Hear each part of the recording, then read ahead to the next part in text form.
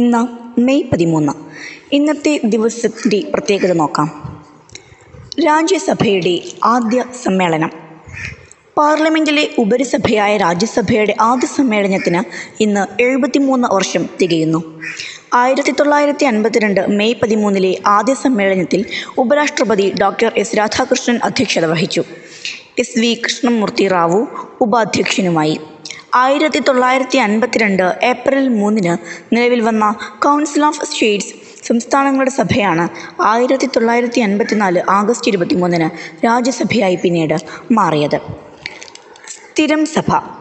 ലോക്സഭയിൽ നിന്ന് വ്യത്യസ്തമായി രാജ്യസഭ സ്ഥിരം സഭയാണ്. ഇത് ഒരിക്കലും പിരിച്ചുവിടുന്നില്ല. 1/3 അംഗങ്ങൾ ഓരോ 2 വർഷം കൂടുമ്പോഴും 6 വർഷ കാലാവധി പൂർത്തിയാക്കി പിരിഞ്ഞു പോകുന്നു. പകരം അത്രയും പേർ പുതുതായി വരും. അതുകൊണ്ട് തന്നെ രാജ്യസഭ എല്ലാ കാലത്തും നിലവിലുണ്ടാകും. അംഗങ്ങൾ മാറിക്കൊണ്ടിരിക്കുകയും ചെയ്യും. ചെയർമാൻ ഉപരാഷ്ട്രപതി. രാജ്യസഭയുടെ പരമാവധി അംഗബലം 250 ആണ്. അതിൽ 238 പേർ തെരഞ്ഞെടുപ്പിലൂടെയും 12 പേർ നാമനിർദ്ദേശം വഴിയുമാണ് സഭയിലെത്തുന്നത്. സാഹിത്യം, കല, കായികം, ശാസ്ത്രം, സാമൂഹിക സേവനം എന്നീ നിലകളിൽ പ്രവർത്തിക്കുന്നവരെയാണ് നാമനിർദ്ദേശം ചെയ്യുന്നത്. രാജ്യസഭാ ചെയർമാൻ ഉപരാഷ്ട്രപതിയായിരിക്കും.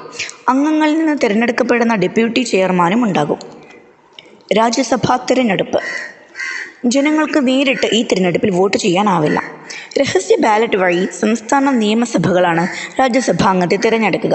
കൂടുതൽ ജനസംഖ്യയുള്ള സംസ്ഥാനത്തിന് കൂടുതൽ പ്രതിനിധികളുണ്ടാകും. കേരളത്തിൻ്റെ പ്രാതിനിധ്യം 9 ആണ്. രാജ്യസഭയിലേക്ക് മത്സരിക്കാൻ 30 വയസ്സ് പൂർത്തിയാകേണ്ടതുണ്ട്. അധികാരം.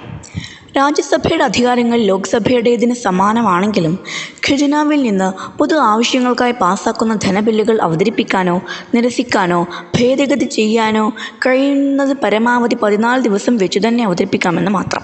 എന്നാൽ സംസ്ഥാനങ്ങളുമായി ബന്ധമുള്ള നിയമനിർമ്മാണ സഭകൾ 1/3 ഭൂരിപക്ഷത്തിൽ അംഗീകരിക്കാനുള്ള അധികാരം രാജ്യത്തിനുണ്ട്.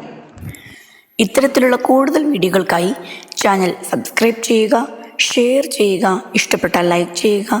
നല്ലൊരു ദിനം ആശംസിക്കുന്നു. നന്ദി.